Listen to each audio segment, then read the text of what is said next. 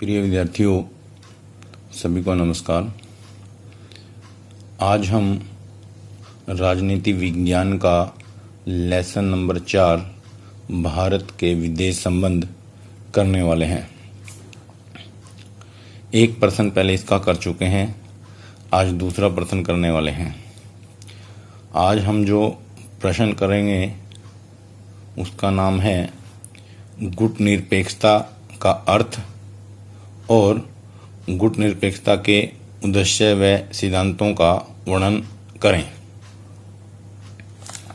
तो आइए सबसे पहले हम गुटनिरपेक्षता का अर्थ जान लेते हैं।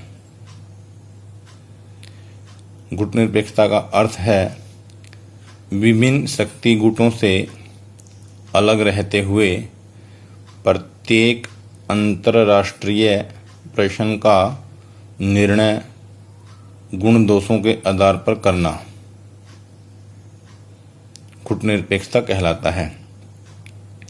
कहने का भाव है कि किसी के दबाव में कोई निर्णय न लेना, अगर ठीक है तो ठीक निर्णय लेना, गलत है तो गलत निर्णय उसका विरोध करना, उनके गुण दोषों के आधार पर निर्णय करना है, ना कि किसी के दबाव में करना है, और सभी शक्ति गुटों से अलग रहना है। तो प्रिय विद्यार्थियों, यह हो गया इसका अर्थ। दूसरा जो क्वेश्चन के साथ प्रश्न जुड़ा है वह है इसके उद्देश्य और सिद्धांत। तो वह भी देख लेते हैं। उद्देश्य और सिद्धांत में पहला जो उद्देश्य है वह है गुटनिरपेक्ष देशों की राष्ट्रीय स्वाधीनता, प्रभुसत्ता, क्षेत्रीय अखंडता और सुरक्षा की रक्षा करना। यानी गुटनिरपेक्ष जो संगठन है उसमें लगभग 120 देश हैं। इन 120 देशों की स्वाधीनता की, इनकी प्रभुसत्ता की, आपसी अखंडता की, इनकी सुरक्षा करना, ये गुटनिरपेक्ष देशों का उद्देश्य है। इन देशों पर किसी भी प्रकार का कोई संकट ना आए। अगर कोई बड़ा देश किसी एक देश पर भी हमला करता है तो सभी देश मिलकर के उसका सामना करना, उसका विरोध करना, यह इसका प्रथम उद्देश्य है। दूसरा जो उद्देश्य है वह है आर्थिक सहयोग को बढ़ावा देना। प्रिय विद्यार्थियों, अगर हम यूरोप के देशों की बात करें तो यूरोप में बड़े छोटे छोटे देश हैं और कोई भी एक अकेला देश आर्थिक रूप से संपन्न नहीं हो सकता, उसे दूसरों का सहारा लेना ही पड़ता है। तो गुटनिरपेक्षता का दूसरा उद्देश्य जो है वह यही है कि अपने आर्थिक सहयोग को बढ़ावा देना। यानी मिलकर के 120 देश जब आर्थिक सहयोग के रूप में काम करेंगे तो एक बहुत बड़ा संगठन हो जाता है, एक बहुत बड़ा सहयोग हो जाता है। तीसरा जो बिंदु है वह है गुटनिरपेक्ष देशों के बीच एकता और सहयोग को बढ़ावा देना। प्रिय विद्यार्थियों, मैंने अभी बताया है कि गुटनिरपेक्ष देशों की संख्या लगभग 120 है। इन 120 देशों का आपस में एकता और सहयोग बना रहे, इसके लिए भी गुटनिरपेक्षता जो है वो प्रयास करता है।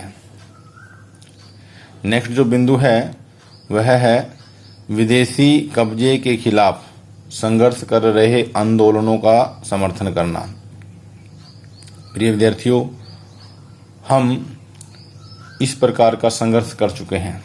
1947 से पहले हमारा देश गुलाम था। हम इस दर्द को महसूस कर सकते हैं कि अगर कोई देश कब्जा कर ले तो किस प्रकार का जीवन व्यतीत करना पड़ता है। तो गुटनिरपेक्ष देशों का यह भी एक उद्देश्य है कि अगर कोई देश विदेशी संघर्ष के खिलाफ आंदोलन का समर्थन कर रहा है तो उसका सहयोग करना, उसको आज़ाद कराने में उसका समर्थन करना, यह भी इसका उद्देश्य है। नेक्स्ट है अंतरराष्ट्रीय शांति और सुरक्षा की रक्षा करना।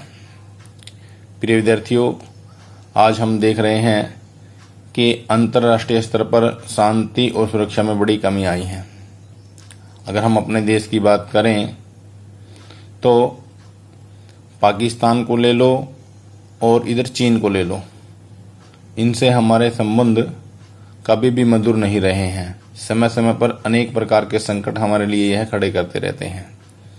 तो गुटनिरपेक्ष देशों का एक उद्देश्य यह भी है कि अंतर्राष्ट्रीय शांति और सुरक्षा की रक्षा करना, उसको बढ़ावा देना, ताकि विश्व में शांति रह सके। नेक्स्ट जो प्रश्न बिंदु है इसका, वह है शस्त्रों और आणविक शस्त्रों की होड़ को समाप्त करना। प्रिय विद्यार्थियों, आज हम देखते हैं छोटे छोटे देशों ने भी अनेक प्रकार के अस्त्र शस्त्र और आणविक शस्त्रों को खरीद लिया है या बना लिया है। ये आणविक संकट जब भी किसी देश पर गिरते हैं तो उस देश का सर्वनाश कर देते हैं। हम हिरोशिमा और नागासाकी पर जो ये हमला हुआ था, अमेरिका ने जो हमला किया था, और उसके बाद जापान का जो हाल हुआ था, वह हमें ज्ञात है। यानी कई वर्ष लग जाते हैं उस देश को दोबारा उठने में। तो जो इस प्रकार की होड़ देशों के मध्य आज छिड़ गई है इन आणविक अस्त्र शस्त्रों की, उसको समाप्त करने का प्रयास करना, यह भी इसका एक उद्देश्य है।